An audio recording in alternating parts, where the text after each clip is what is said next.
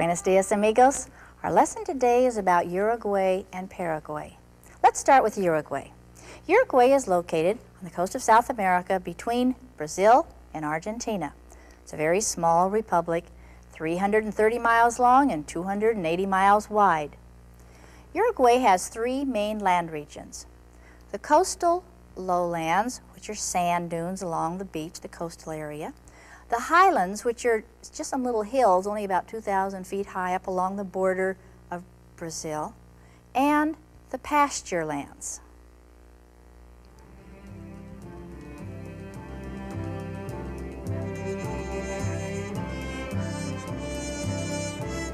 Uruguay's coastal lowlands are located along the coast of Uruguay, which reaches a distance of 600 miles. The coastal lowlands are a narrow belt of sand dunes with some pine trees. And this is really a beautiful coast. Wonderful to swim in. The water's so nice and warm, and the fish that they're caught along in this area are delicious to eat. The weather in Uruguay is perfect too for the beach. It's very temperate, warm and balmy most of the time. Uruguay's second land region is the highlands. The highlands of Uruguay are a few hills located near the Brazilian border. Here we find some farming and some grazing. Uruguay's third land region is the pasture lands.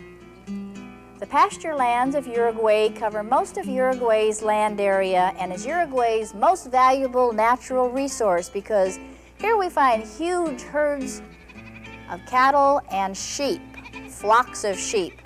Sheep, of course, are raised for their meat, but for their wool, which is very valuable on today's market. And who takes care of these animals? The gauchos. Oh, yes, they do. The gauchos. The gauchos are the cowboys of Argentina and Uruguay.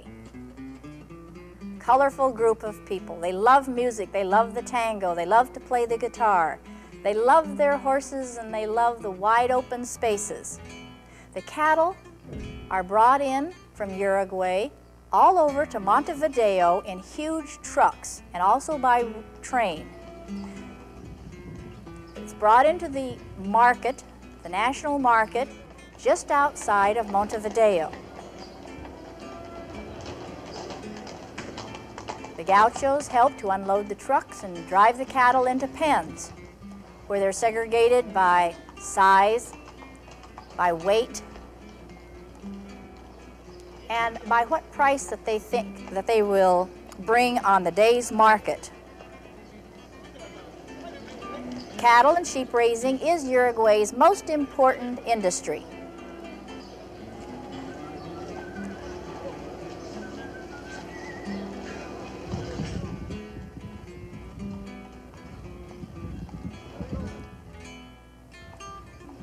Gauchos have a soft leather strap that they use for herding the cattle.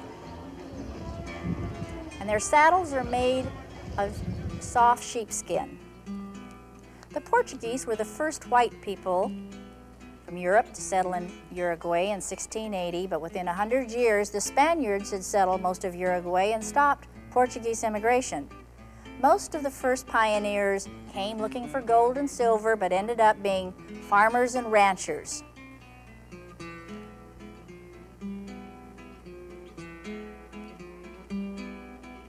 The capital of Uruguay is Montevideo, the capital and the largest city. Uruguay is a republic. It elects a president for a 5-year term, and Uruguay has what we call a socialistic government, which is democratic and progressive. However, unfortunately, the country of Uruguay is almost bankrupt by its many socialistic programs that it has. Free medical care and free education, all the way through university for anybody who can qualify. Montevideo is a major port. Ships come and go from all over the world. Many of the people in Uruguay live in Montevideo or in the other cities of Uruguay. Many of them live in these beautiful high-rise apartments right along the beach.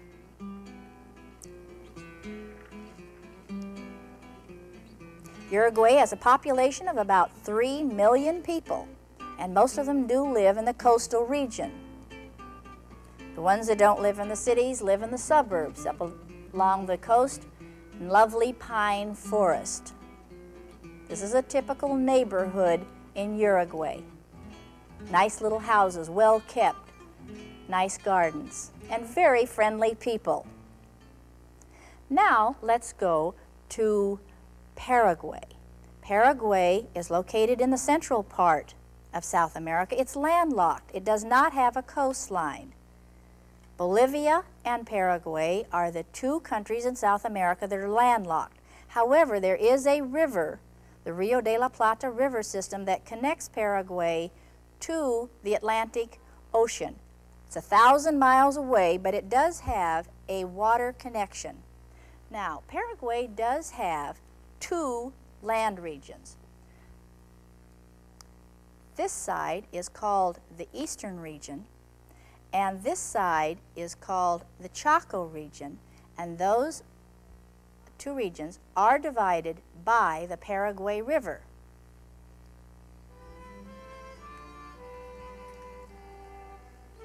Paraguay's eastern region is made up of rolling hills, low marshy areas, and some forest. But much of the forest has been cleared away for farming. Most of Paraguay's population lives in the eastern region, and they're farmers and they're ranchers. They make their houses of adobe or brick, pretty tile roofs or grass roofs. And here these farmers had just harvested some carrots that they were sending to market. Most of the people raised just enough food to eat, and then a few sacks of other things. Here's tobacco. That's another cash crop that are raised by the people in the country. And here are some cabbages ready to go into Ascension. Also in the eastern region, we find quite a few cattle being raised. It's good grazing land. Now, we don't find the large ranches and estancias that we find in Argentina and Uruguay. These people have small herds, maybe 4 or 5 cows, maybe 20, 30, 40, but we don't find the large cattle ranches that we find in the other countries.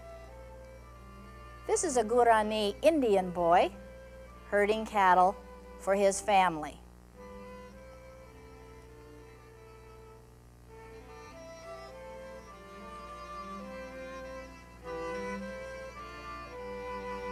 Most of the children do go to school, but a lot of them work on the farms too. These are oxen. Oxen are a very important part of the transportation system in Paraguay. These oxen are helping to carry some lumber into Ascension. In the eastern region, we find forests being cut down and the lumber being cut, taken into town, put on boats, taken down the river to Montevideo or to Buenos Aires and shipped to many parts of the world.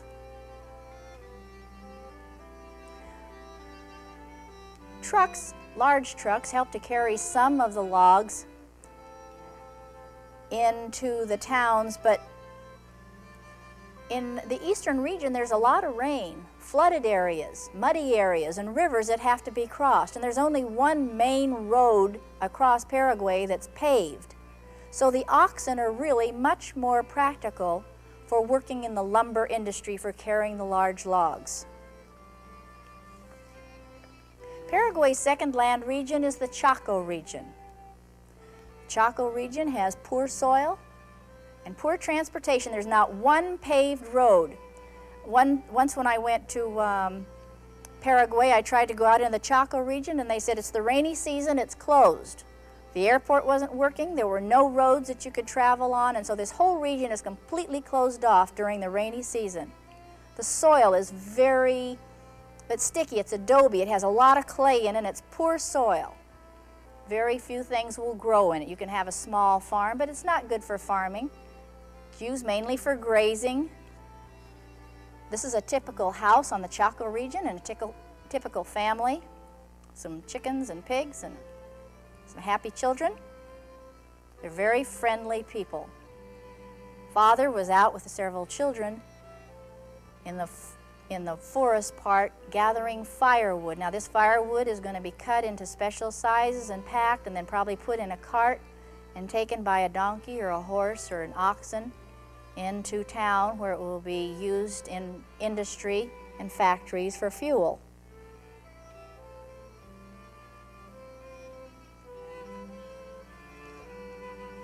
As I said before, the Chaco region of Paraguay is used mainly for grazing. We find some beautiful animals, including this little colt, was just a few days old. Cattle and sheep are also raised. But one of the most important things in the Chaco region are the trees. There's one tree especially, the quebracho tree, which has a bark that is used for making tannin, and tannin is used in tanning leather. Quebracho. The original inhabitants of Paraguay were the Guarani Indians, and there are still quite a few of these Indians, over 17,000, pure-blooded Guarani Indians living in Paraguay today. However, most of them have intermarried. They mixed with the Spanish and the Portuguese and the Italians who came here to settle, and so most of the people in Paraguay are mestizos of mixed blood, but there are a few pure-blooded Guarani Indians left, and they live sort of in reservations in areas out by themselves out in the country. Not too far from Ascension, because that was originally where they had their villages and did their farming and grazing.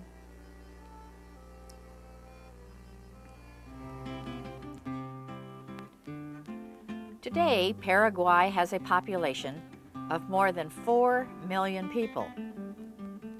Many of the people live in rural areas on farms.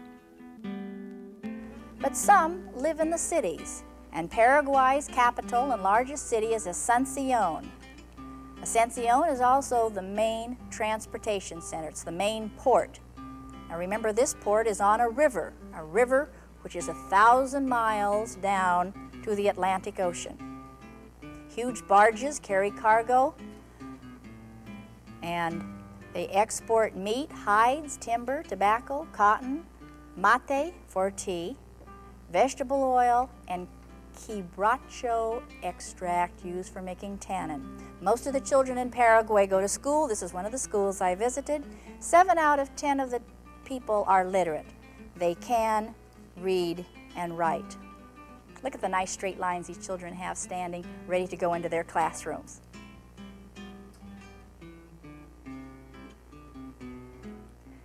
Today we talked just a little bit about 2 small countries in South America, Uruguay and Paraguay. Both of them have, as one of their main industries, the cattle industry and the leather industry. And this is a coat that I bought made from the wool of sheep. And it is so warm and beautifully made. The people do beautiful handiwork. One of their main exports, skins or leather. I hope you enjoyed our lesson. Until next time, adios, amigos.